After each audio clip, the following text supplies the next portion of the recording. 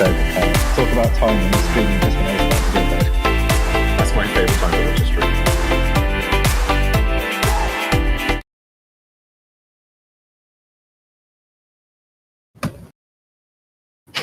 I'm here.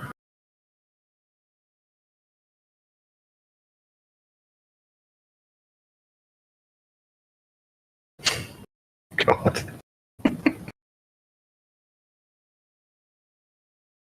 Definitely last minute jitters.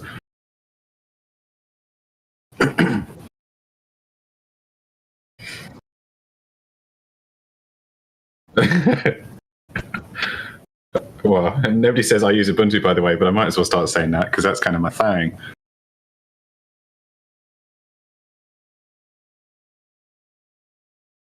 No, that's true, yeah.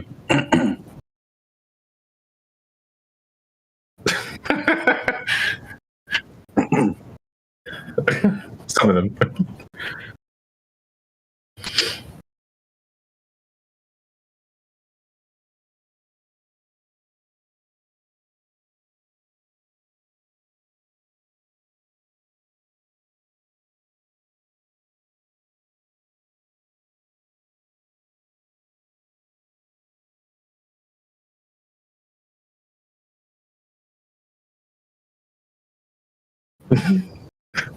Wait, what? This whole time?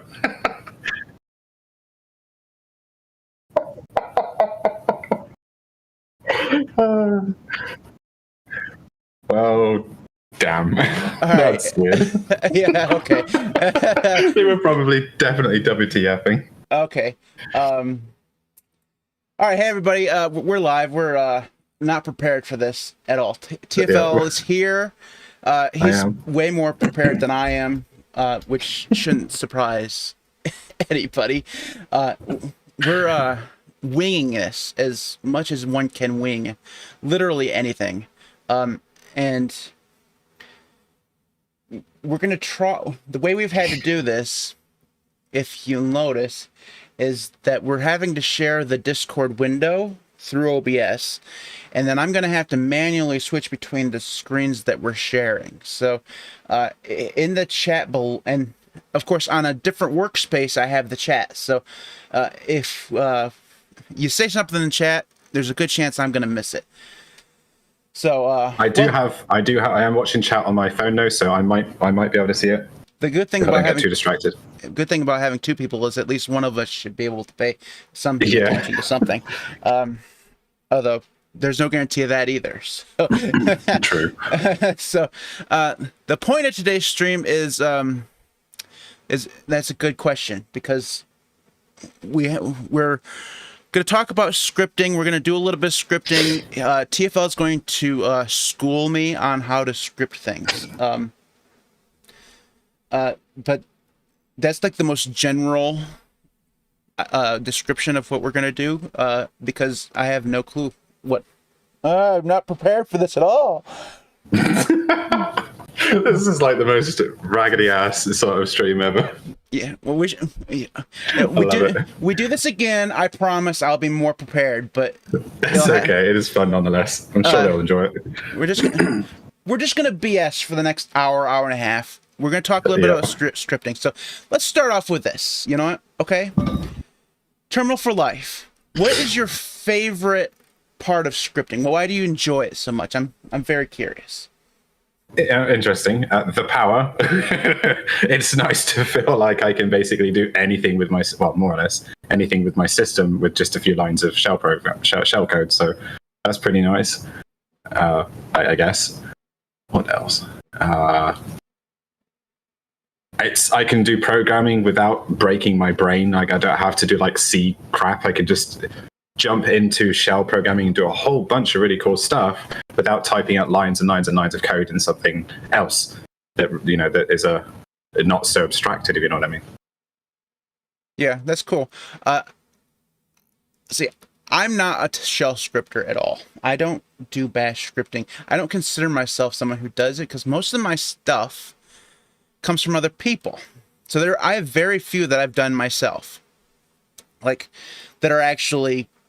I mean, I have some like auto start files that I've done myself. I've done DWM scripter, which is the only one I done. I did that key helper one that had all the sub shells or whatever they're called. I think that gives you an idea of my level of noobness. So, and I'd like to tell this story. I have a temperature script that shows the CPU temperature, and it was the jankiest dash script that's ever been written. It's so it uses LM sensors to grab the script, and then it uses grep or something like that in order to pull just the temperature that I needed out of it, and then that saved it to a file. And then I ran that script like every 3 minutes from with a cron job. And it saved that to the file every 3 minutes. And then what I had to do, had my bar do, my DWM bar do, is grab the last line in that file every time using tail.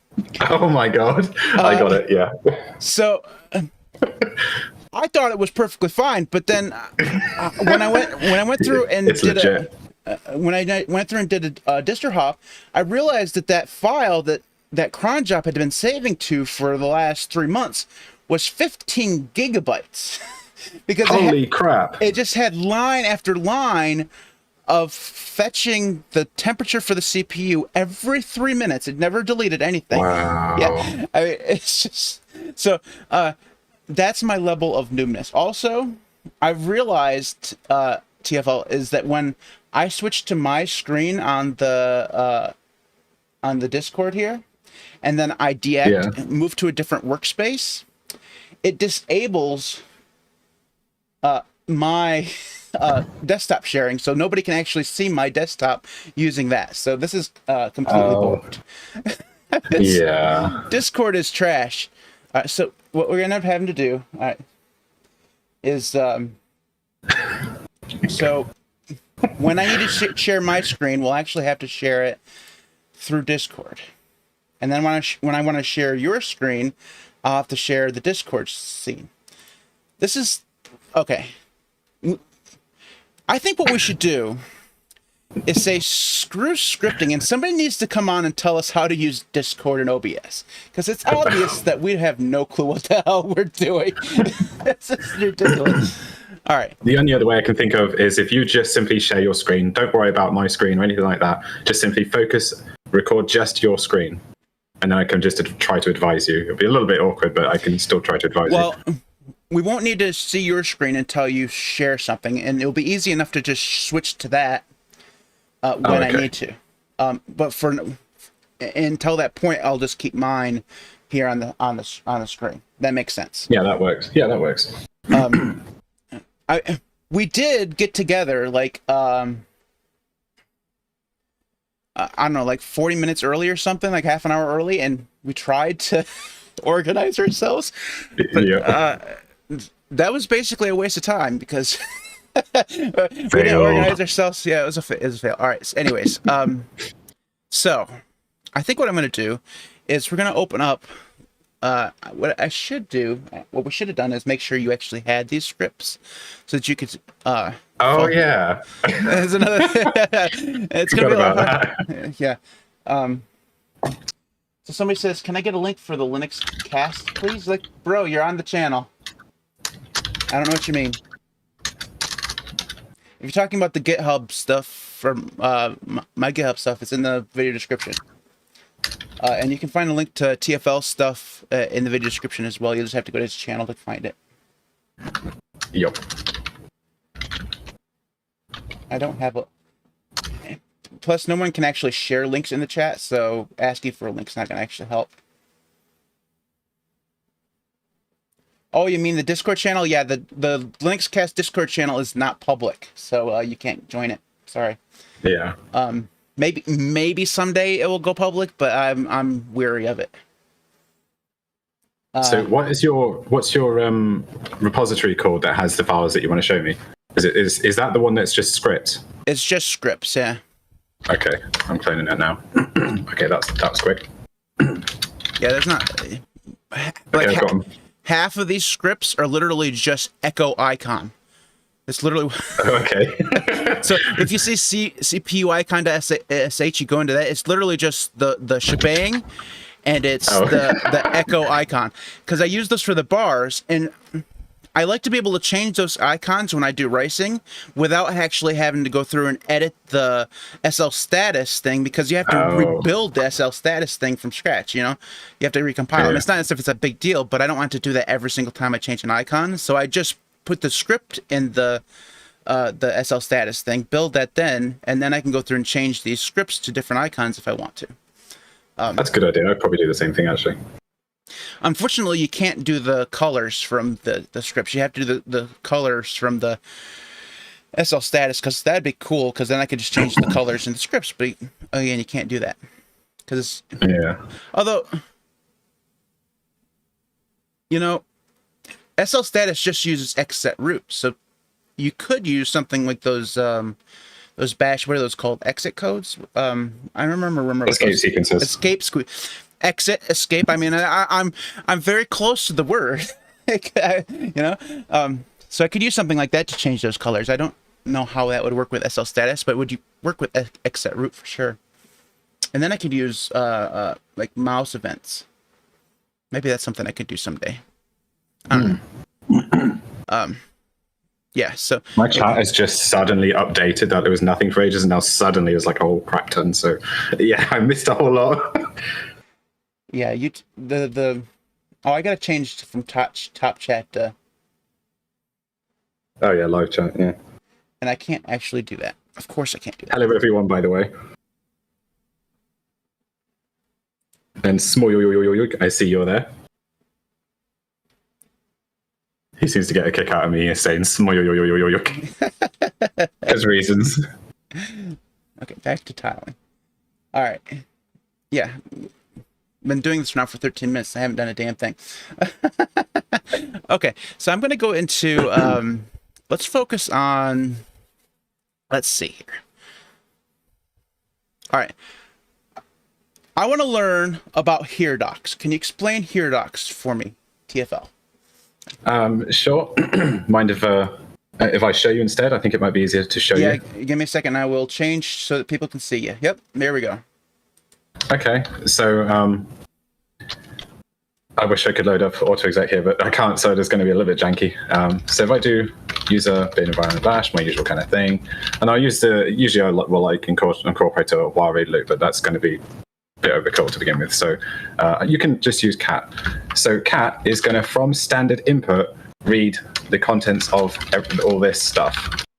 And the way to tell cat in this case where the end of the file is, this being the file, you have to put whatever you put here at the end on its own. And this what I've highlighted right here is the here doc. So it's basically just a more elaborate way of sending stuff to something via standard input.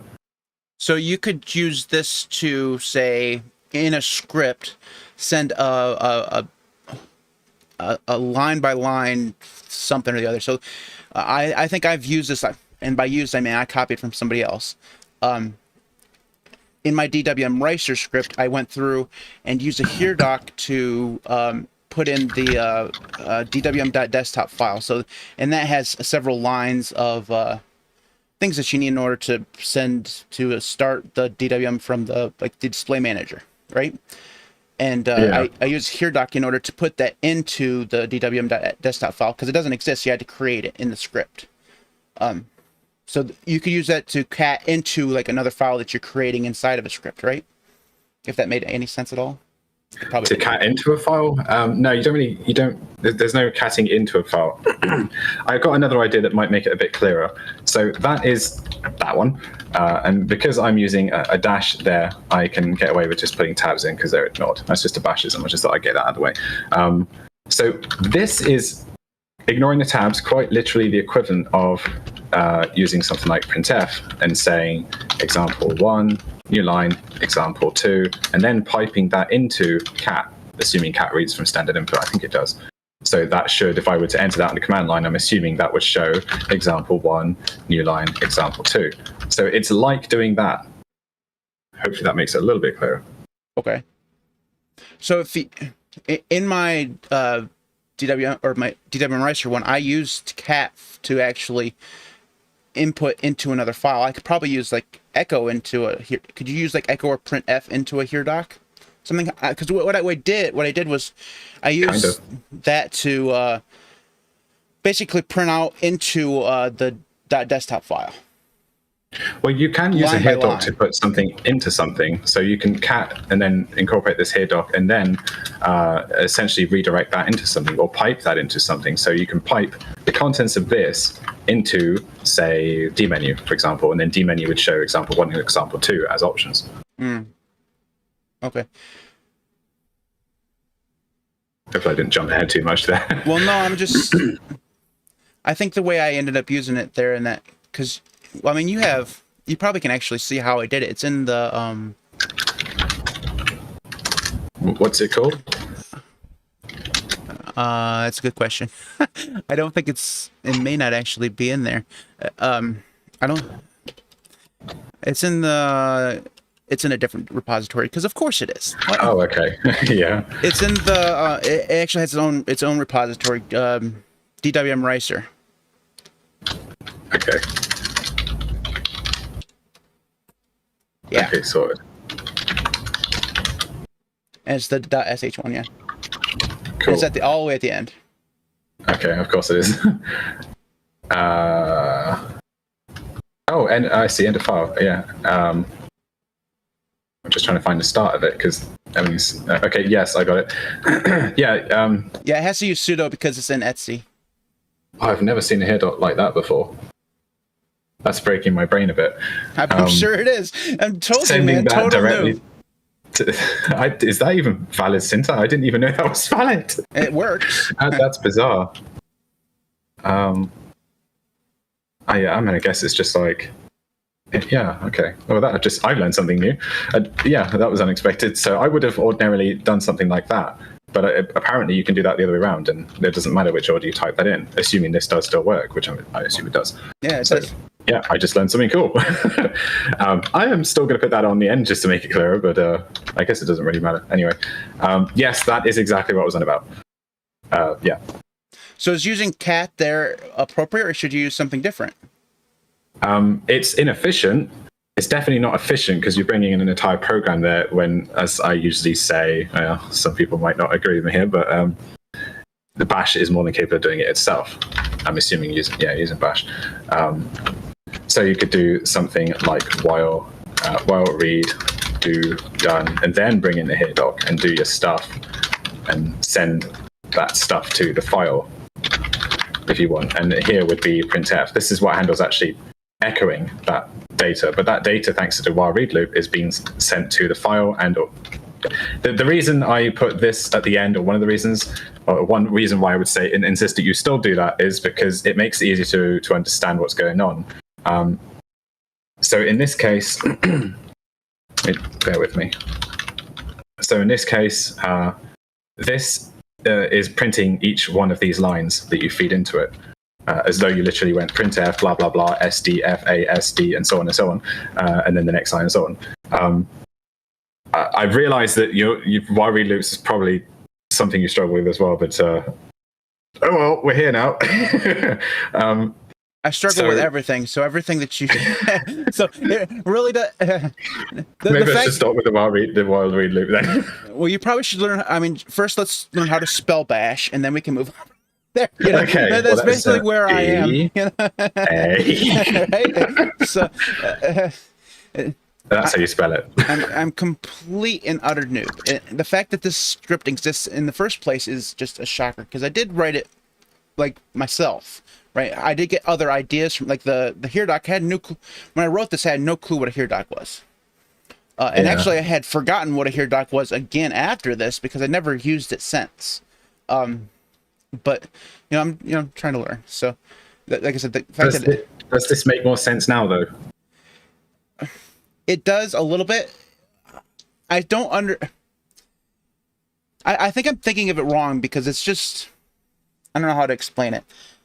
Well, if you take out this part, then all of this is going to do is literally print this out into the terminal or onto the terminal. Okay. I can't think of a way to demonstrate that other than just doing that. But it's just a line separated value of whatever you enter into the here doc, right? Yeah. Pretty much. So I just entered all of that really, really quickly because I'm an expert typist like that, and all of this stuff came out. But what you did, because you used a redirection operator and sent that to a file, you did that. So instead of this, being sent to standard output and the terminal, instead it was sent to that file. So now I can open file, and there it is. Okay. Yeah. Yeah, I think I'm there. Okay, so Okay, good. What other uses would HereDoc have? I'm curious. Obviously, other than the rudimentary thing that I use. One of my favorite uses, one program is for this, for usage output. So you've got like loads and loads and loads and loads and loads of lines here, and having like echo and a load of quotes and faffing about with all that crap, which is a massive pain in the ass. All you have to do is stick in ignore the while read loop, pretend this is just cat. But all you need is the hit doc, and it makes life so much easier. So that's one of the main ways I use a here doc is for usage output. Okay, so the question while you're there on that, what's the difference between doing that and using because there's another one that you can use to do that, to display that, like the help menu or whatever. It's called like ops or something. Yeah, ops. Am I making... That's for argument passing, not really displaying data. Get ops is a way to pass arguments, which I never use, so I know bug all about it. I've always preferred to just do it the more manual approach using a while read loop and stuff. So basically, that probably just does a while read loop. They're just kind of like similar things, or they have this. They have like this part. Because when I was going through and creating when I was doing the bash challenge thing, I was thinking about adding that menu or whatever that you would get if you just entered the program name or whatever, and it just pops up the usage thing. And when I was doing the research for that, I came across that ops thing or whatever, and I was trying to figure out because I noticed that you did it this way. I was trying to figure out what the difference was. So GetOps can actually display usage information. Because I actually didn't know that. If it does, that's pretty cool. I could possibly be just, I mean, making it up in my mind. I mean, who knows at this point? It's a mystery. I could have been very delusional when I did it, but I feel like I remember reading that GetOps is what you use to display a help menu. I remember that being something you struggle with as well. You mentioned this in the past, that you struggle with argument passing. A lot, actually, I think. Like, yeah, everything, man. I'm telling you, there's not much here that I don't struggle with. That's why I'm learning. So, the echo command. All right, well, I mean, you mentioned the echo command. What's the difference between echo and printf, other than printf has I knew that was going to come up. And printf obviously has more ability to read, more stuff, and you can use, like, what do you call those things? Like regex things, right? Or something. Format specifications. Yeah, that. I'm so sad that I know this stuff. No, it's fantastic that you're able to translate my bumbling into actual what it's supposed to be, because I don't know the terms. That's my problem, is I don't know the terms. Like, what I need to do is actually sit down and take a course. I have one saved that I'm gonna actually go through one of these days, but you don't need to take a course. Just watch my videos. Every time I watch your videos, I feel like I'm way far behind, because it feels like You're really not. It's just that my channel fit. Focuses on the more advanced stuff. Yeah. Well, I watch every single one of your videos, and then I get like, wow, that's really advanced. I don't. Chances are all you're doing is printf, you hello world, and I'm like, wow, that's really cool. Well, yeah, printf basically, I mean, it's printf. The F actually means format, as far as I know, or at least that makes sense. You basically print something in a formatted way. That's the whole thing with printf in any language, as far as I know, any language I've used at least. So yeah, it allows you to do all sorts of things, just like tables. You can have dynamically sized tables by using printf, a few other things, but printf is the crux of it, and that's really cool, because then you get things like this, even though I probably wrote this in Perl, but let's just pretend I wrote this in Bash, and that's pretty cool. You get a nice, see how everything's dynamically sized according to like the length of the widest thingy here, which would be this. So this table this column stays that width. So printf is really the heart of letting you do things like that, because it formatted the text. And echo just prints something out without any of that. Yeah, it's like, it's bog standard. But you have to remember that they're both built-ins. So even though I get a little bit anal sometimes, and I'm like, use printf, don't use echo, echo's crap, blah, blah, blah. The fact is, they're both built-ins. They're both built into the shell. I know there is a GNU alternative, but they are both built into the shell. So you're not really breaking some forbidden, unwritten rule, by using echo.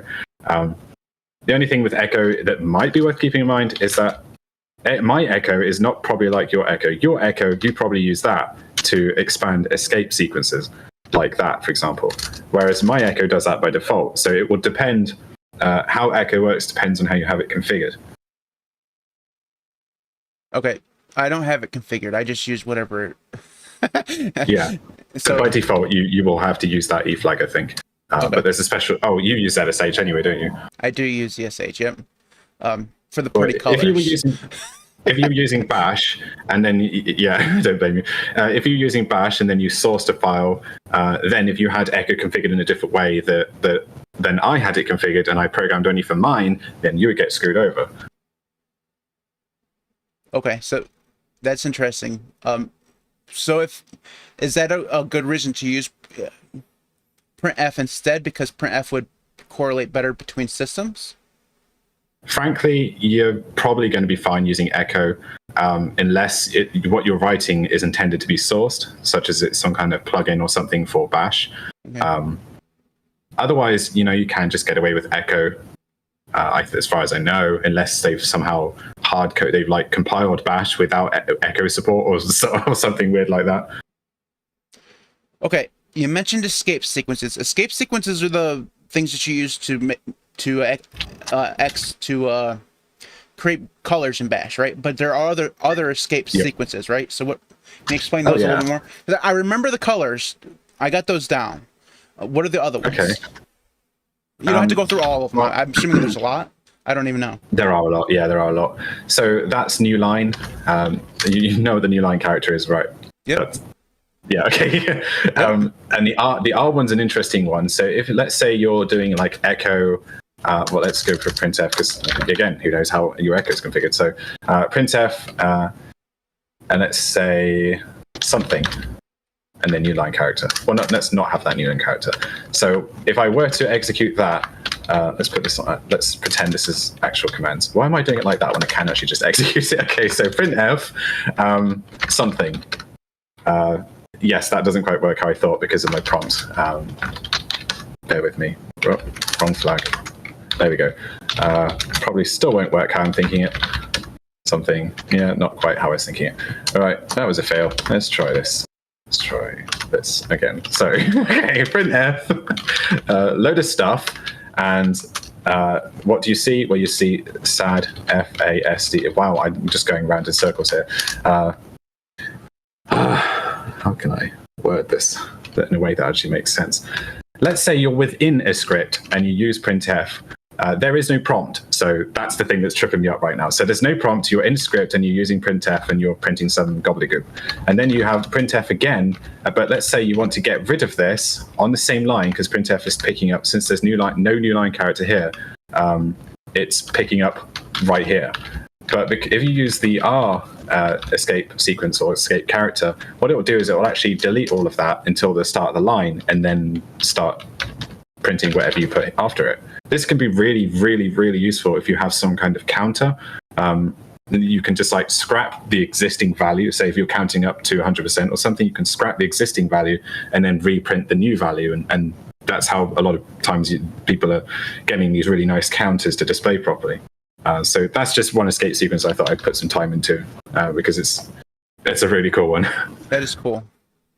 Yeah. Of course, you've got the numbers. So these ones are actually ANSI color escape sequences because I assume they're from like I don't know, the part of ANSI or something, which is like some kind of American standard thing. I can't recall it. But so you're familiar with them.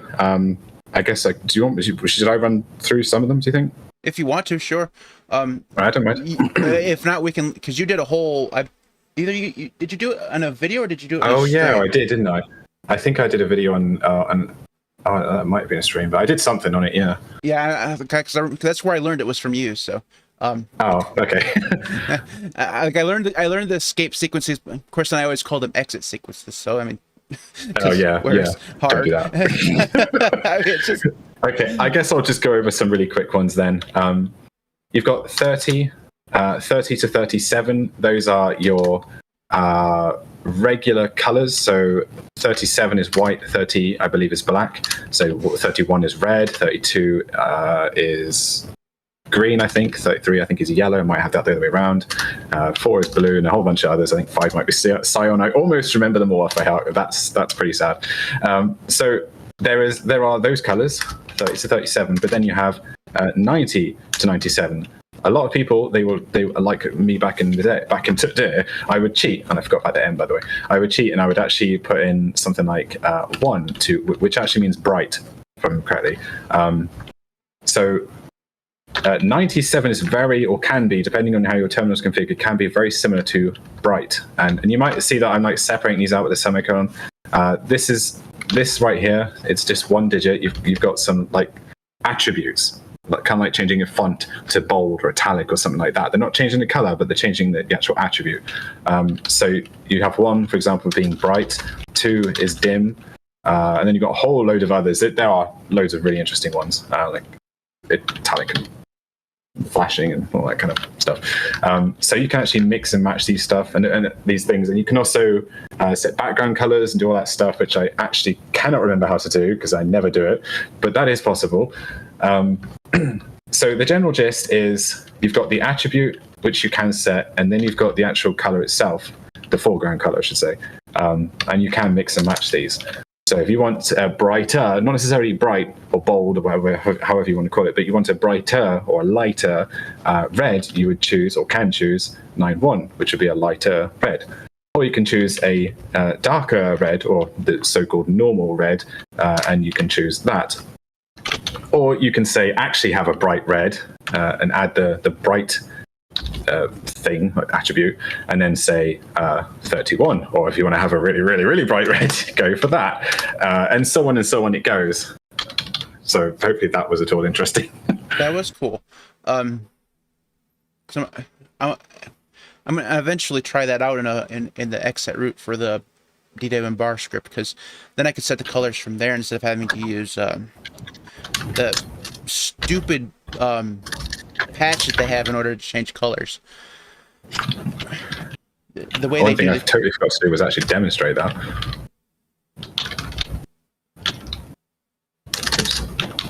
And by the way, with the E, you can actually make that 033, which is actually really useful in something like awk, because the \E doesn't seem to work in awk for some reason, but you can use \033 and then it does work, which is kind of cool. So there's the red. Let me put a new line character.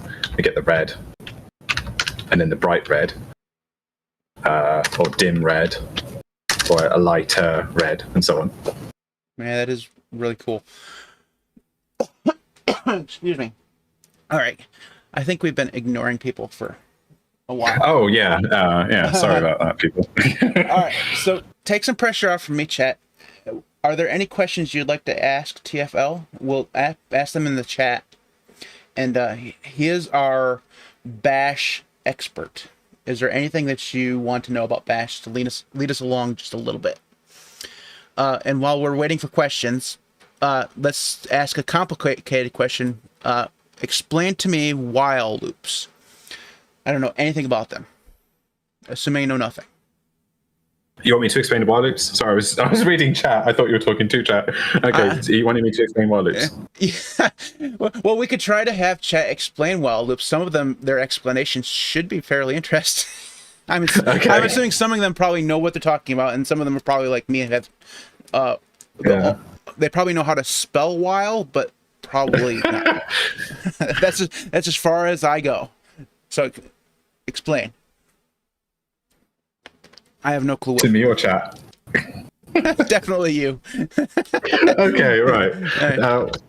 It's funny actually because I just recently attempted to make a video that it basically went through until loops, while loops, for loops, both C-style and regular, and if statements and case statements. And I just hated the result. I tried it a couple of times and it was crap. I hated it. So yeah, here I am. And now it looks like I'm going to be doing a little bit of that anyway.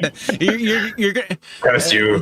The best videos are when you wing it. It's going to be okay. That's what I found. Yeah, I guess so. So the synopsis of a while loop is really straightforward. Let's just make sure that people realize this as we're talking about bash here. Not that it really matters too much, but let's just, for the sake of argument, say that this is about bash. So while condition do done commands. So provided that this condition is true, commands will be executed over and over and over and over and over and over and over and over and over and over and over again as fast as it possibly can, which can be a problem, which is why you sometimes see people using sleep, depending on what they're doing. But anyway, the gist is, as long as this condition is true, execute the commands over and over. Okay, that was very simple. Yeah, I actually understood that. That's good. Awesome. Because I had no clue what that meant. So what I mean, obviously I think conditions would be basically like an infinite number of possibilities, right? But what are some example conditions that you could use? Okay, well, a common one that isn't really fitting for a while loop, but I'll show it anyway. You might have, say, number. You probably, some of you will know exactly where I'm going with this, but you might have number is equal to 1. And let's say I'm going to use arithmetic expansion here. Sorry, arithmetic evaluation. The expansion would be that. And I'm going to say, this is a test, by the way, but it's strictly for arithmetic, just in case you're not familiar with it. I could do this with a regular test using, square brackets, as people call it. Anyway, so number, if or while number is less than or equal to 10, let's echo number. And because we're using bash, we can bring in the let built-in and say let number plus plus. This is the incremental thing. So we're saying number plus 1, basically. So this will reassign the value of number to number plus 1. So what you will see from that is 1, 2, 3, 4, 5, 6, 7, 8, and 9. Because, sorry, and 10. Because, well, let's walk through it. The first time round, number is equal to 1. And then it reads this, bash reads this line, and it goes, oh, well, is number, which is currently 1, is that less than or equal to 10? Yes, so this returns true. This test returns true. So this condition is true, therefore these execute. So echo then echoes 1, and then this let built-in is incrementing that, so then it becomes 2, and so on and so on and so on until it's finished running through 10. But then we have number is equal to 10. Is that less than or equal to 10? No. Sorry, this would be 11. Sorry. Is 11 less than or equal to 10? Obviously not. Therefore, these don't execute. This condition is no longer true, and we exit out of the while loop. Okay. I feel like I need to drop a mic now. You definitely should, because that was very impressive. Okay, so that makes a lot of sense. And it would definitely is more something that I definitely got my head around it easier than if I had read it. So awesome. we can consider that a win. Okay, so that's while loops. Let's see. There's also until loops. All right, what are they're really easy. Until loops are basically while loops in reverse. That's really all it comes down to. So I rarely use until loops, but there comes a time every now and again when it's just easier to type until, and rather than using a bang or an exclamation mark to negate a test, negate a condition. Okay, so Schmog or whatever his name is, he said auto exec would be very useful here. Yes, it would. We had we had some Discord problems. We can't get 2 different terminals to be on screen at the same time. Discord's dumb, so we understand that. Somebody asked, well, other than we have a whole bunch of people explaining while loops, which I find highly entertaining. I've lost it already. Somebody asked. Zany asked something quite interesting. Go ahead. Could TFL whip up a script for changing wallpapers every 5 minutes? Might be a good demo of some bash scripting. Have at it. If that's what you want. If you'd like to do that, let's go ahead. Well, the thing is, here's one I made earlier. Oh. I can't remember where it is, but I have done something like. Actually, I think it might is an extra or is part of i3 sub. I can't remember. You carry on reading chat, and it might take me a moment to find this thing. What's it called? Is it slides? No, it's not slides. This is my fault for naming them dumbass names. TFS. What the hell's TFS? I do the same thing with some of them, for sure. Face slides. That's it. I don't think face slides actually changes to a random wallpaper. Hopefully, it's not too long. Yeah, it's not too bad. But it does change to. It's basically, as the name implies, slides. It's a slideshow of wallpapers, and it will set those wallpapers. I actually used this for a long time, but back in my really old videos. I doubt anyone remembers, but it was when I used steampunk videos, wallpapers a lot. I think if I saw one of your videos with a different wallpaper, I'd probably assume that it was somebody else, or maybe somebody hacked your channel. Yeah, because I always have the one with the damn logo. So, Zany, would you be interested in me walking through this script? And anyone else, would you want me to walk through it?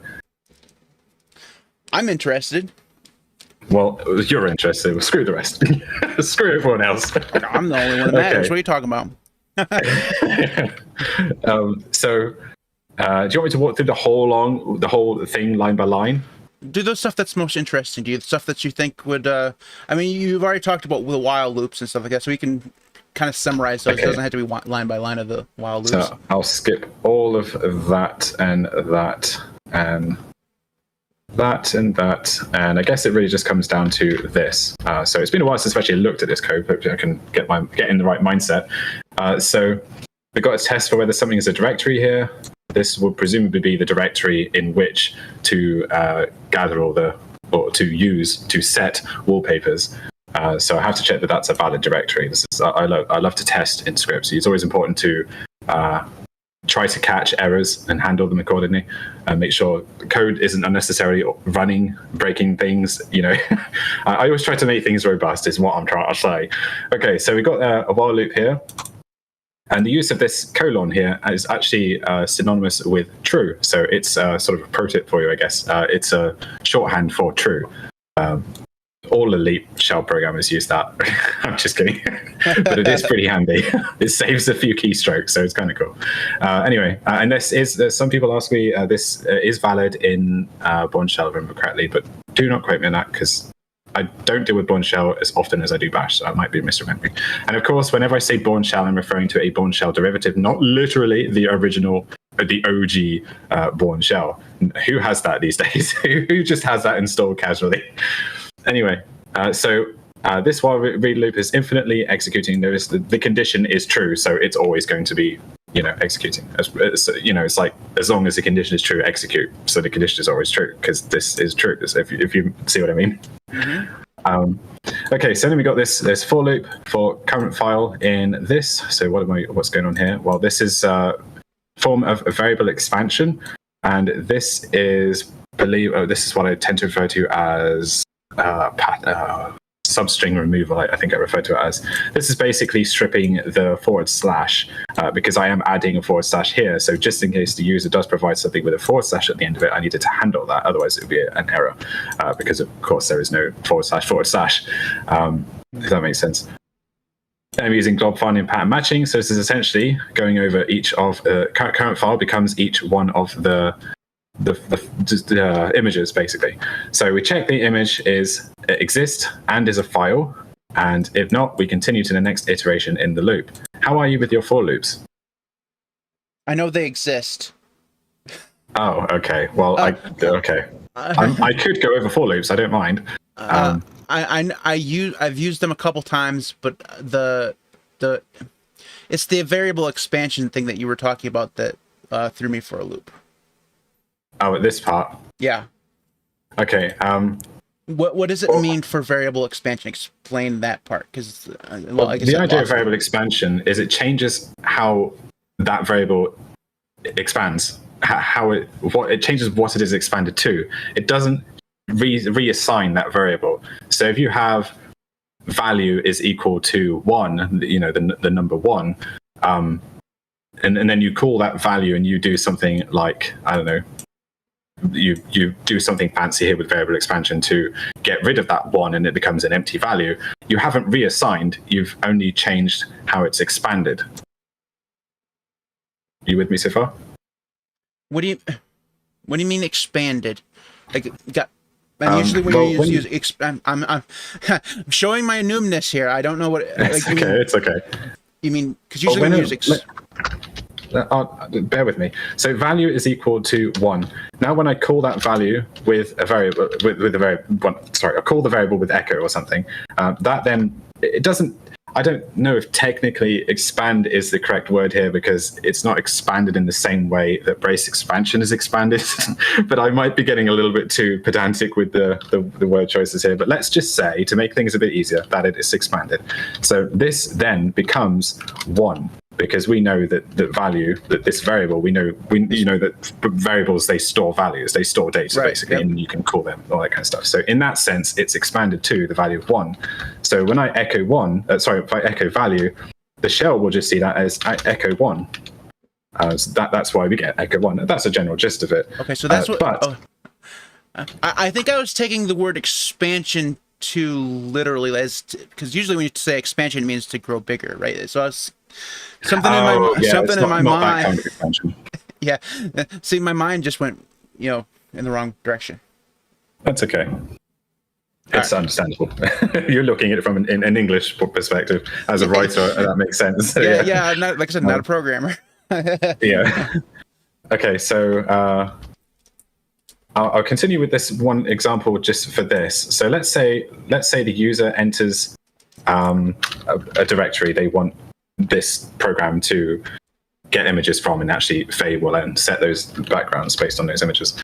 So let's say the user runs something like Faye slides. I can't remember what the syntax for this bloody program is because it's so long since I've used it, but let's say it's something like you just put the file name here or the directory here, so desktop images, for example. But the user puts an extra / at the end of it. Well, the Faye slides is clever here because it's using this, which is a form of variable expansion. So that is getting rid of the last part of it. It's removing this, but it's not reassigning. The important part to remember of variable expansion is that unless you specifically tell it to, there is a way. But in this case, and in most cases, it is not reassigning that variable. It is not going 1 equals that without the /. It's not reassigning. It's just changing how it's expanded in that moment. Oh, mind blown. I understand that now. Yes. Oh, I'm so happy that you got that. Yeah. All right. So let me see if I can re-explain it to you just to see if I got it. So basically, it's taking the variable, putting it in that slot, and then removing the /, but this variable stays the same so that it can be used like elsewhere, right? Yes. Yeah. Like even though in this particular case, it's going to remove that /, but elsewhere, it's still the same original variable it was. Thus, it wasn't reassigned. Total win.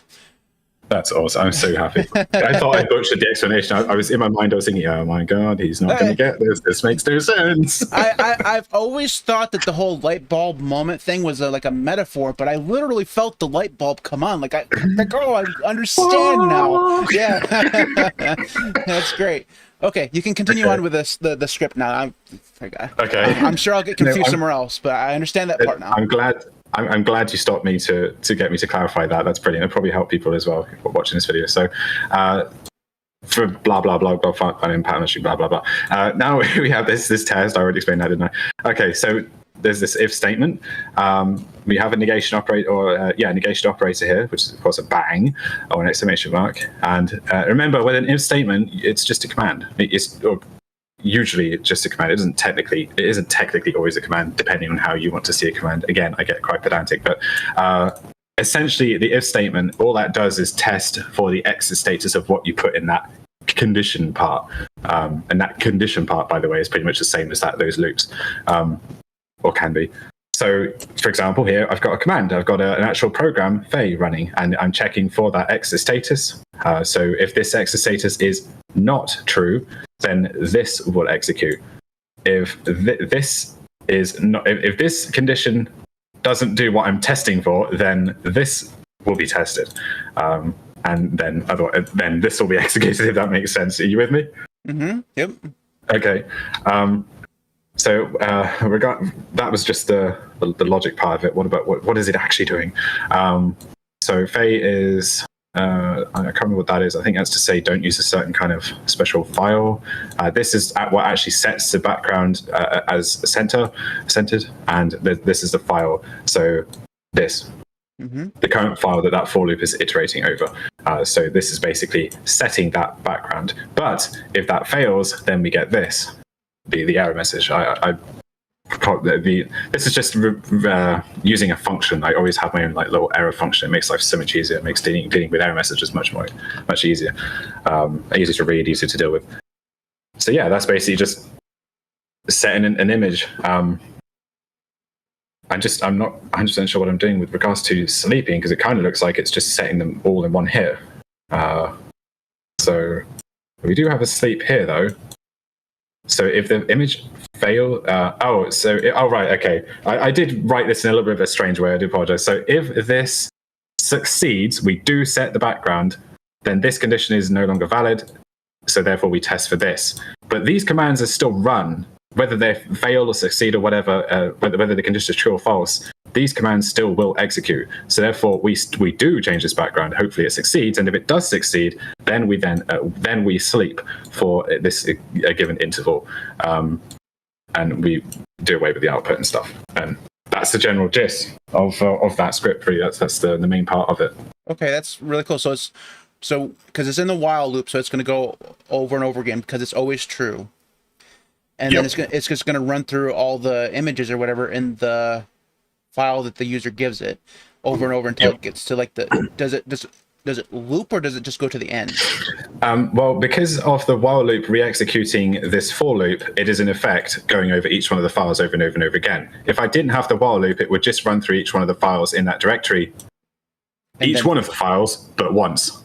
Okay. But then it would quit. So that's why the while loop. Okay, yeah, I understand that. That's cool. Well, wait, was that like 8 or 9 lines of code? I learned so much in that. It's amazing. It's amazing how much you can learn from such a small amount of code. Okay, that was brilliant. That was really good. Cool. All right. I feel like we've let's see. We have questions in the. Yeah, I was just looking at chat as well. I'm sure we probably did. I am a great teacher, apparently. Oh. You really are. I've always wondered. You definitely are. Hey, you know, if I can learn something, you taught me well, because I'm very. I have actually. It's funny that there has been a comment or two about me doing some kind of courses, and I have thought about that many times about actually really taking this stuff seriously and hosting a website and charging a small fee for courses and doing all that kind of stuff. So maybe one day you will see that and you'll get private tuition. You never know. That'd be awesome. I'd pay for that. I wish I had something like that when I was younger. Well, not when I was younger, when I was new to this stuff, which I suppose technically was when I was younger. I would just like remind you from our conversation from yesterday that I'm older than you, so. Oh, yeah. Yeah, that's right. I'm the old man in this conversation. Old man. Yes. Yeah, I'm a young whippersnapper. YouTube makes it so hard to go actually back and chat and find things. Yeah.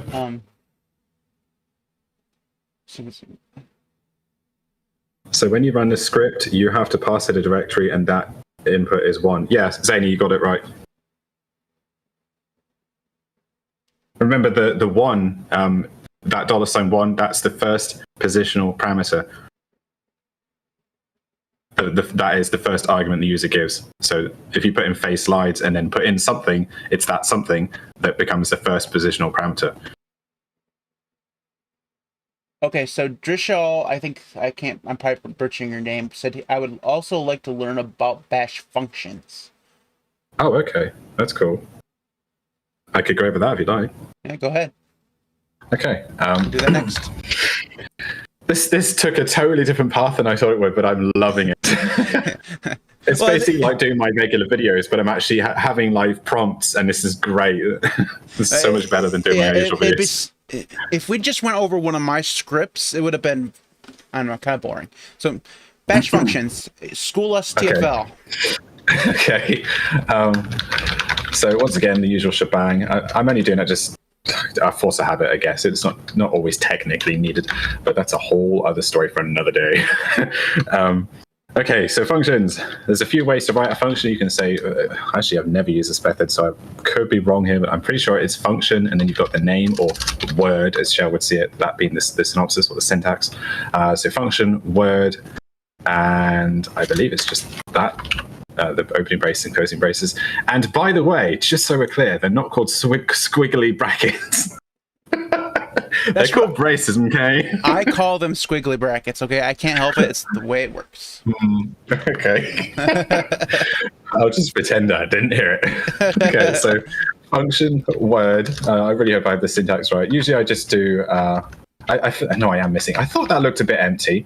Okay, there is a certain thing here. So usually I do that. That's perfectly fine way of declaring a function. But if you put function, I believe you can get away with not using the parentheses. And the parentheses, it's kind of weird that we have parentheses because they don't seem to ever do anything. I don't think you ever can put anything between those parentheses. Like you can in languages like Perl. So I find that really strange. But anyway, that is one way. And I believe you can do that. I guess I could quickly test this just to make sure I'm not speaking poopins, as my dad would say. So function, word, and let's just omit the stuff and say echo hi, and let X out. That's a one-liner version of doing it. And remember, if you're ever confused about one-liners, you see a semicolon, bash, or the shell will interpret that as a new line, just in case. So now I should be able to put in word. There we go. Okay, so I had the right idea. If you use this function, I believe that's called a keyword. So if you use that function keyword, you can get away with not bothering to use the parentheses. Or you can put in word, then the parentheses, and simply go ahead and do that. Then I can put in word again, and then there we go. So those are two ways of declaring a function. I think I would recommend this one because it just saves you typing in function, but use whatever helps you to learn it. Cool.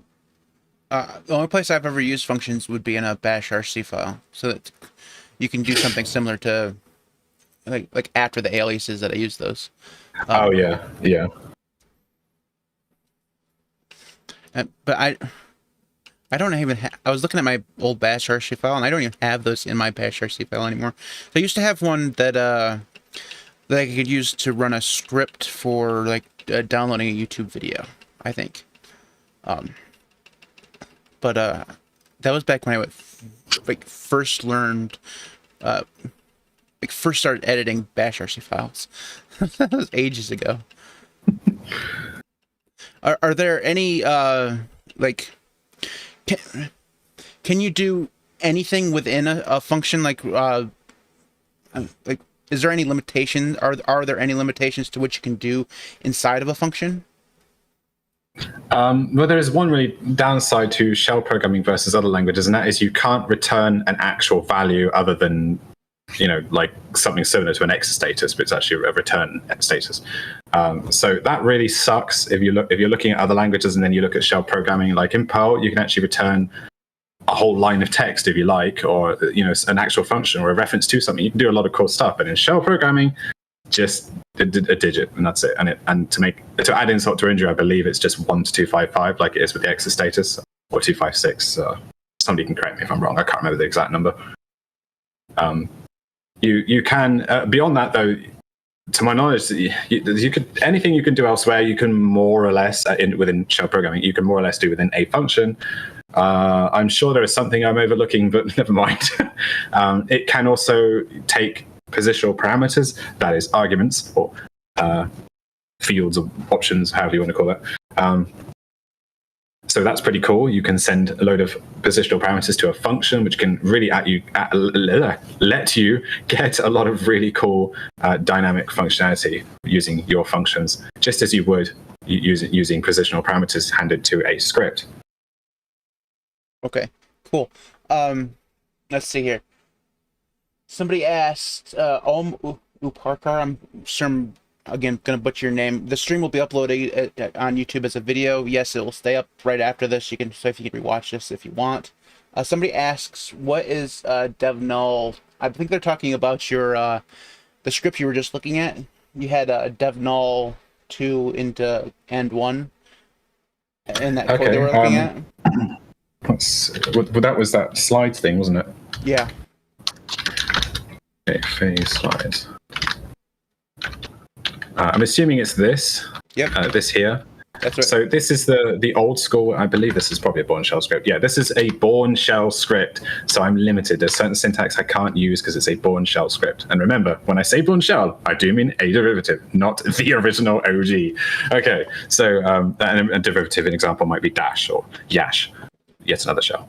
Anyway, so what this is doing is it's taking this is called a file descriptor, I believe, as is this, and they're referring to this one is referring to standard out.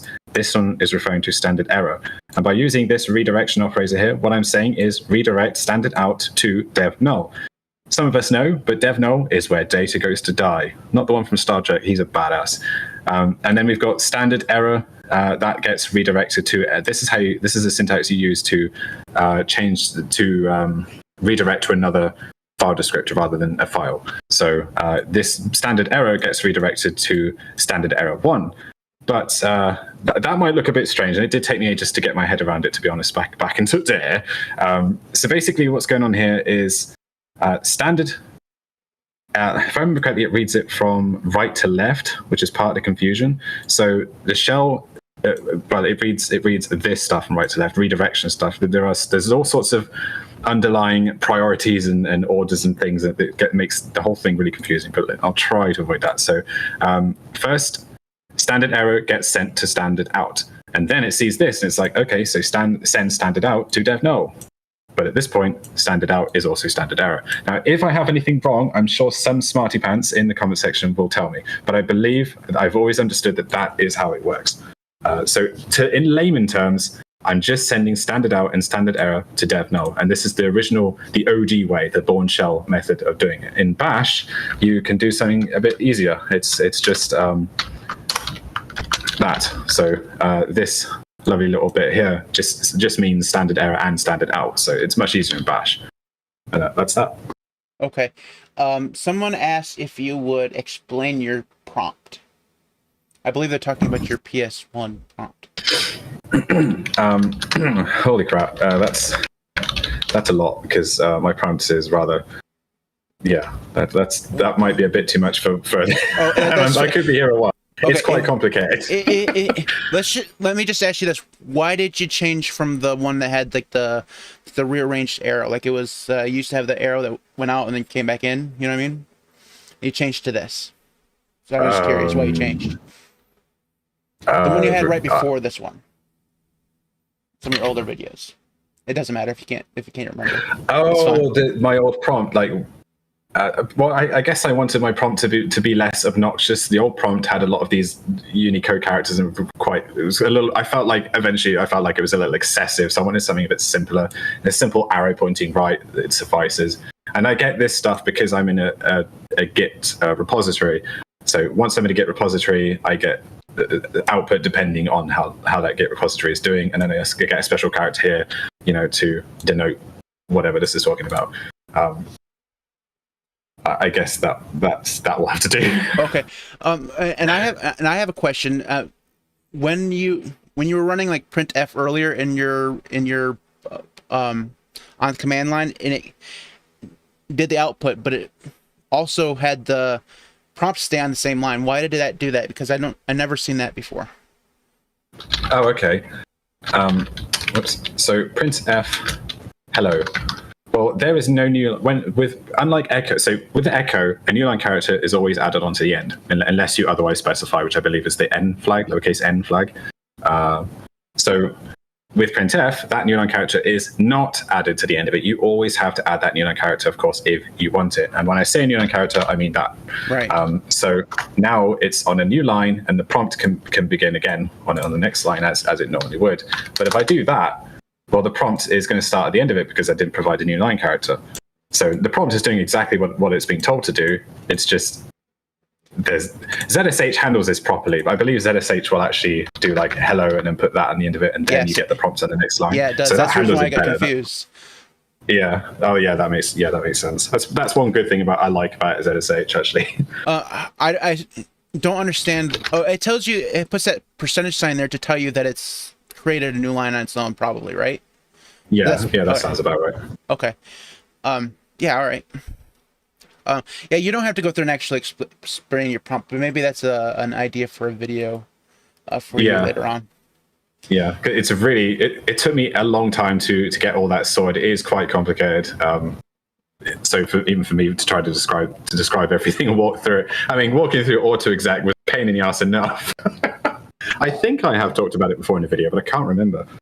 Zany says to remind me that I need to be on live chat. I am on live chat. We're just have missed so much. Same. I'm actually having to scroll up. That's the Me too. That's the thing. Makes a nice change.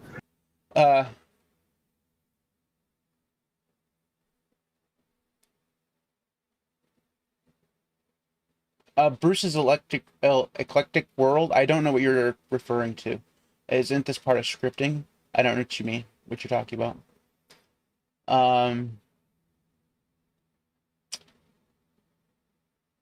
Let's see here.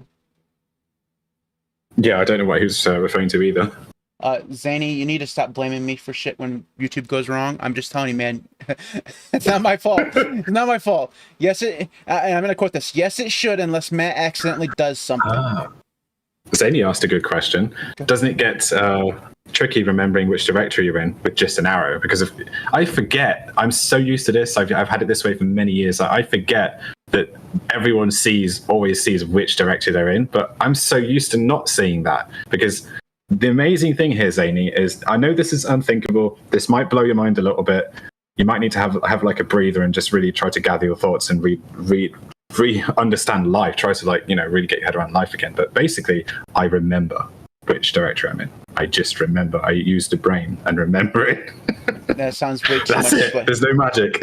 That sounds way too much like work for me. You get used to just like keeping a lot. Maybe it's easy for me because of shell programming so bloody much over the last 6 odd years. Because when you're in a shell program, you have to, or at least the way I write shell programs, you have to keep an eye on which one you're in, which directory you're in, and also just generally using the terminal all the time. I guess I could just sum it up by saying practice. You just practice, and if I ever do forget, I can just do that, which is easy enough. PWD, problem solved. Yeah. So that's one of the reasons why when I use bars, right? Because I mean, it's obviously a different scenario, but I use bars because I use so many workspaces that if I didn't have the workspaces up on top where I could see which one I'm on, I would forget. So I mean, to be honest, I hate to say this, but just between you and me, just between us, sometimes I forget which workspace I'm on. It happens quite a lot. Well, you can at least be thankful that you don't use nearly as many workspaces as I do. True, I don't have 20 workspaces like some madman. I've added a 10's fine. I now have. So when we started this, I said I had like 5, 6, 7. I had 7.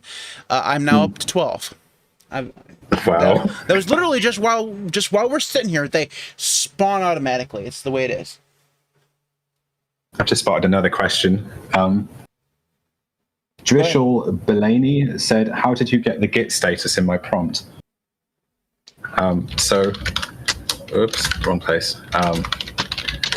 So I won't go obviously into huge amounts of detail here, but the Git status command is actually used as far as passing what is needed to get the data which is needed to determine what to put on the prompt, if that makes any sense at all. So how do I get the Git status stuff? Well, I run Git status. I guess I needn't have explained that, but there you go. Yeah, that's something you have to do in Bash. Like you have to define that in Bash to actually get it, I think. But in CSH, it does it automatically. So. Oh, there's another good question. Wow, you guys are great. So analytical minded said, so anything sent to DevNull is deleted. Data doesn't get stored there because I don't want 15 gigabyte of data like Matt. Hey, that was a good story. I can tell my children. That's gonna be okay. Don't do as your old man did. Okay, don't do as I say, not as I do. Go ahead and answer the question. Yeah, it's to my knowledge, it's gone. It's really gone. It's actually not a file. It's a special file. It's kind of actually. I'm not sure what the correct word. I guess you could call it a device. I'm pretty sure you could call it a device. So it is just masquerading as a file, I guess you could say. But yes, what you put there, as far as I know, does die. It truly dies. That's why we say that we send it to hell, or it's where code goes to die. It's not where code goes to sit for a while until you decide to recover it. It's where code goes to die. If there is a way of recovering it, I have never heard of it in all of these 6 or 7 years. Okay, apparently Bruce's eclectic mind was asking if this entire video is about scripting. Yes, it is all about scripting. Oh, yeah. It's all that good stuff. Maybe eventually TFL and I will do a video stream where we talk about everything but scripting. But yeah, I'm not sure what we would cover, but yeah. For the first one, it would have felt like a travesty not to talk about bash scripting because, I mean, he has a reputation to protect. I've been reminded. If Matt could have hundreds of workspaces, he would. That's a true story. I was telling TFL before we started that I'm looking for a third monitor, and that's going to give me 9 more workspaces, and I'm really looking forward to it. Wow. Do you another layout, the tile layout in i3 Window Manager? I don't. I think they might be asking you if. I mean, I'm assuming maybe they're asking why you always have the windows spawn one on top of the other instead of side by side. I've always wondered that.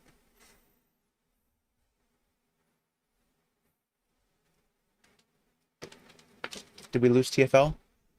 Oh, sorry. I was trying to scroll. I was like looking at chat, basically trying to scroll up. And I thought maybe you're talking to Matt. What was it you said?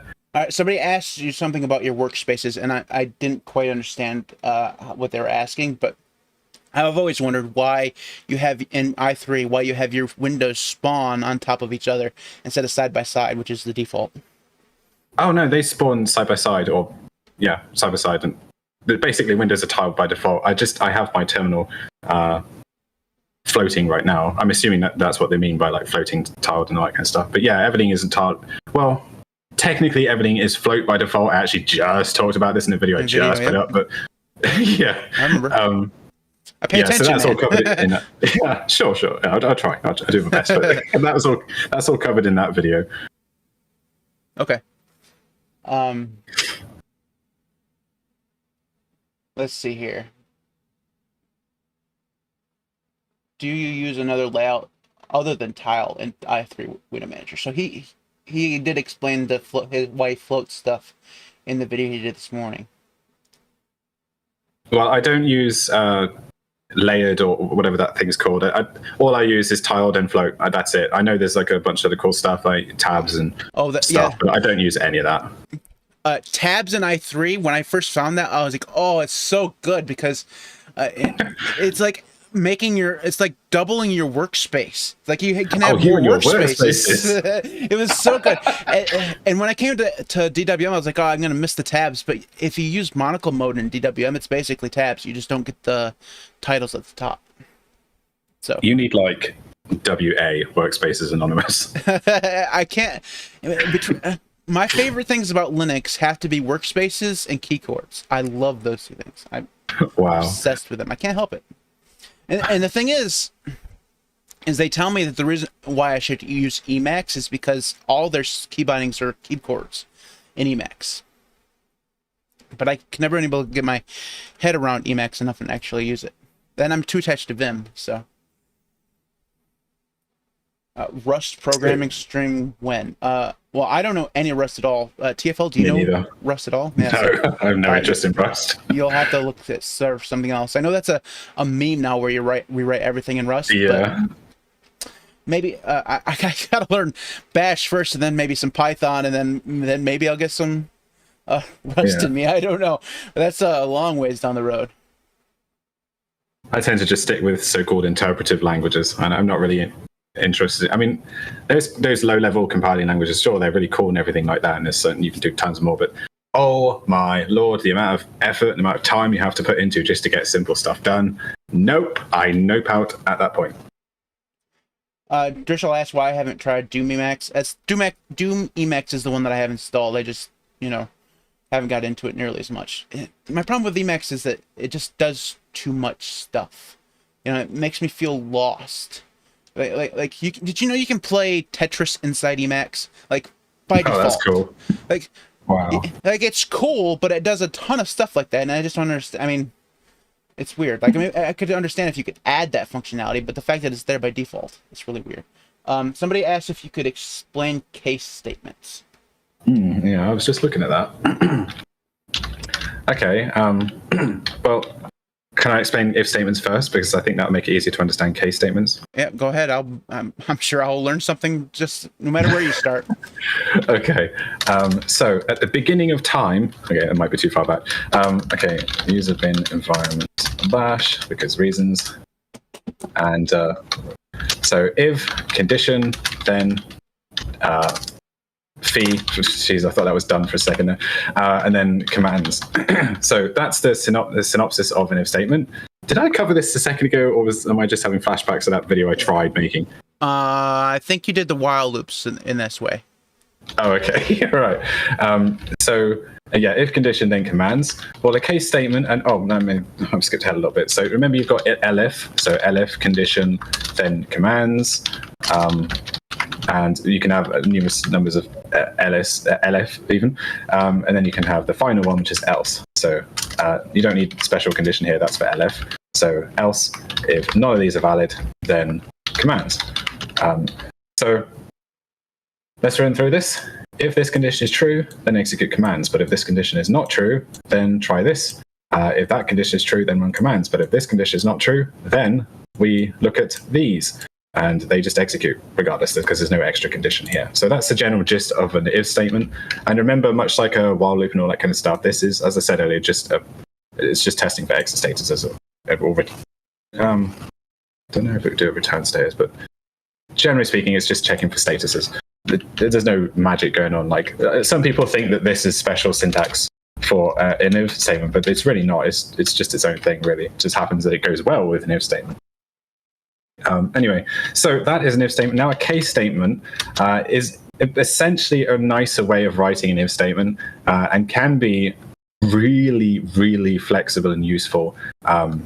So case word in pattern 1 and then commands. And you always have to end that with the 2 semicolons. And then you've got pattern 2 and then commands ending with the 2 semicolons. And then you can optionally have something like check for a null value. This is actually a little trick here to check for an empty value. So if word is empty, and when I say word here, I'm on about the shell's idea of a word. So that can be like literally thing, you know, imagine I typed that properly, or it could be a variable. And just as an extra little note, word splitting doesn't apply here. So if you have a var that happens to be equal to 2 words, that's not going to mean 2 words. It's the shell is going to be intelligent there. Sometimes it's not. This is one of those times when it is. Anyway, so for case word, and then we've got this. So if the word is empty, then do this. Now, this is a special way of doing it. You cannot just do that and call it a day, because that's a syntax error, even in Bash, unfortunately. And you then, after all is said and done, you might want to check for if it's anything else.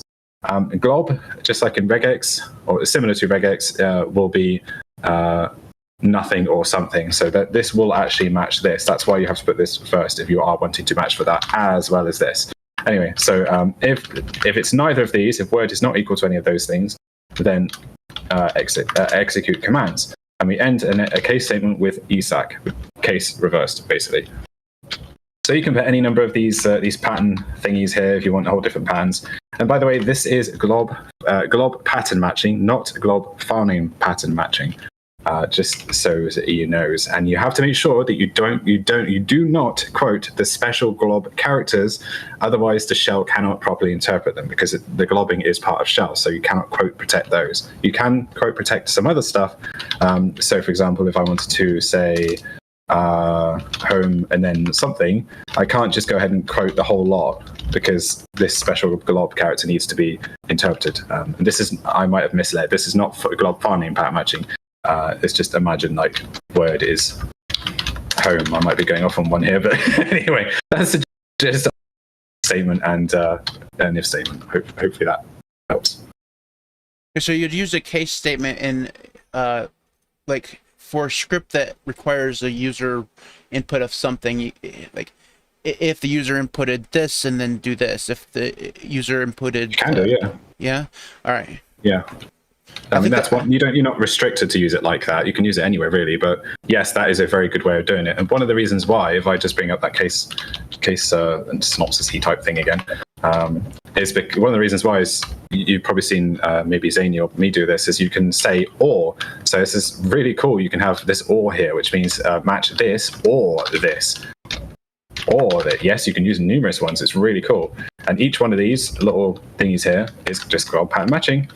So that's really cool. And if you need help with glob pattern matching, I did a video on that quite recently, I think, on specifically glob pattern matching. So if it matches any one of these, then execute commands, which is it's just amazingly useful that you can do that. That's one of the best things about a case statement, I think. Okay, somebody, Ian asked the difference between a single square bracket and a double square bracket in if statements. Okay, well, as I said earlier, this and this is not special to if statements. So I'm just going to talk about them in general. They're not specific to an if statement. But this, of course, will apply to an if statement. So this and this, they basically, this is like the OG, the single bracket. The double bracket is a bash-ism, a bash thing. The single bracket, there are a lot of details to these things, but I'll cover some of the highlights. So the single bracket, it's a little bit stricter.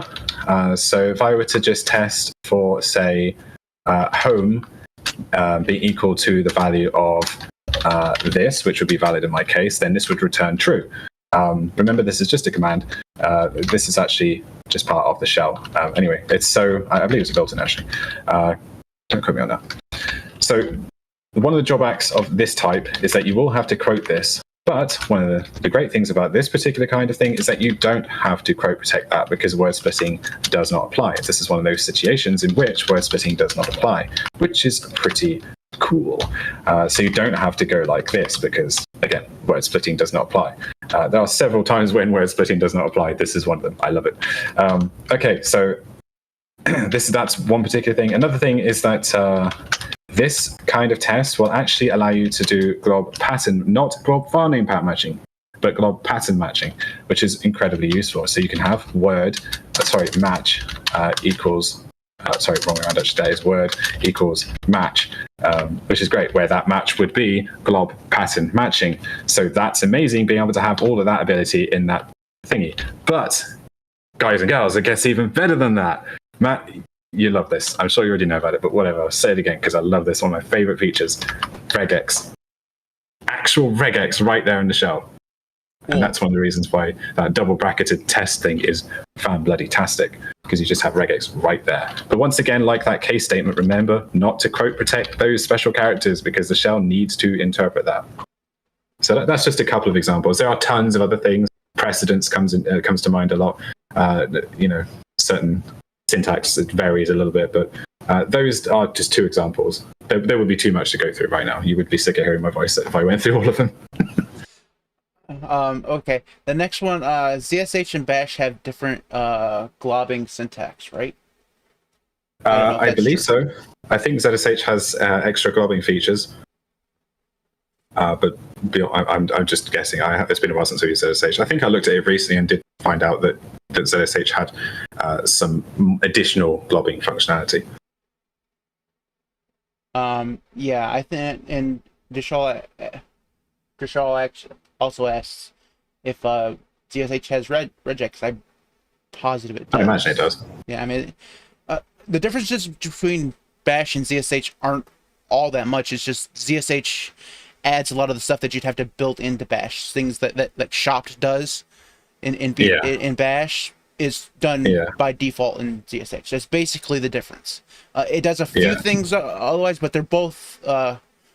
You can run Bash scripts in ZSH. Basically, not just quite the way it is. I mean, not necessarily. And most of my scripts will break in ZSH.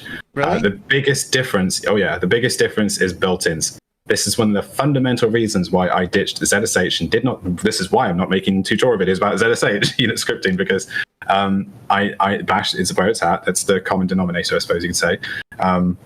And when you look at these built-ins, you can tell the way I program in Bash and Shell in general is I use a lot of built-ins. I like to avoid using external programs. Why use all these other programs, loading up a whole entire programs when I can just use the shell itself, the thing which is actually loading the program in the first place. So with that in mind, ZSH's built-ins differ greatly in some cases to Bash, even Bourne Shell. So that can be a deal breaker. Okay, the reason why I assumed that they would run fine is because I've ran several of your scripts in ZSH and they work like auto-exec works fine. Yeah. Oh, yeah, but you're not actually running it. Remember, there's the auto-exec program. Probably has Bash. Probably has Bash in the beginning, right? Yeah, that's the shebang is Bash. So even though you're in a ZSH or ZSH session, you're still running autoexec like that, or if you're elite like that. But that the kernel is still looking at that file and is going, we need to execute Bash. Probably the ones that run fine probably have the same shebang. Is it probably where I got confused? Because it's like your thumbnail one that you used to create thumbnail. I've ran that one before in ZSH as well. But I'm assuming that has the same. Cool. Yeah, that's still bad. That's everything I have is either Perl, Bash, or Bourne Shell. Okay. So take a couple more and then we can wrap this up for the day. Okay. Alan asks, could you show everyone the difference in syntax for iterating with a for and while loop? I don't know what that means, but maybe you do. Well, the difference between a for loop, really, I mean, let's put in the old shebang here, which I absolutely don't need to do, but just why not? So we've got for word in list, do done, or if you're super cool and you're in Bash, then you can do it that way, and then you can say commands. Whereas in the while loop, it's while condition do done. Unfortunately, you can't do the brace trick with while loops and until loops, sadly. And then you've got commands. So the difference here is, provided this condition is true, these commands are going to execute. But the for loop, or at least this kind of for loop, is only going to iterate over everything in that list. Once it's finished with that list, you're done. That's it. You're out. You're out, Gov. It's done with it. But it's going to execute those commands for every single item in that list. This allows you to do something with word, which is each one of the items in that list, depending on the iteration of that for loop. Whereas the condition, there is no word, unless you somehow assign one somewhere. So hopefully that helps. Okay. Drishal asks a big question. What are built-ins? Okay. So you have the shell, and then you've got like mini little programs. If you actually look at the source for Bash and probably ZSH and stuff, you'll see that there are these little mini programs. And in Bash, I can actually run enable s, which will list all of the currently enabled built-ins. Some people might have something like this, which will show the actual built-ins. Anyway, so these are the built-ins in Bash, at least in my Bash. And these are little mini programs. You can think of them a little bit like, this is way oversimplifying, but you can think of it a little bit like functions in your Bash setup. They're not like, they're like mini programs in a way. Well, that's kind of what built-ins are all about. They're like mini programs, and the idea of calling them a built-in is that they are built into the shell. Okay, cool. Let's see here. I think we made it to the end of all the questions. Awesome. Yeah, we put TFL through a workout, guys. Yeah, seriously, you put me through my paces. Fingers are bleeding. It's not my fingers, it's actually my voice. It's my throat that's taking the punishing. My fingers are fine. All right, so I think what we'll do is we'll just wrap that up there. We went for a good hour and a half, so not bad at all. That's usually about the length of my stream. So, yeah, so TFL, TerminalForLife, make sure you check out his channel. The link is in the video description below. He has tons of this stuff on his channel, so you definitely need to go subscribe. Just past 4,000 subscribers. We're kind of in a neck and neck race for first to 100,000. Yeah, so get us to 100,000. We'll do another live stream. All right. That'd be nice. Anyways, so thank you TFL for doing this. This was a lot of fun. I learned a lot of stuff that I did not know before. I've enjoyed it too. So we'll definitely have to get together and do this again, we'll try to be more organized Absolutely. about it then. So thanks everybody for watching. Before I go, I Thank should you, take a guys. moment to thank my current patrons. If I can actually switch to the proper screen. Pop it to the top of screen. I went really weird there for a minute. All right, Devon, Chris, EastCoastWeb, Gentoo, Sven, Marcus, Maeglin, Sven, Jackson, Knife Tool, Joshua Lee, Mitchell, Mr. Fox, ArchSinner, American Camp. Thanks everybody for watching. We'll be back with another regular stream next week, and we'll see you then. See ya.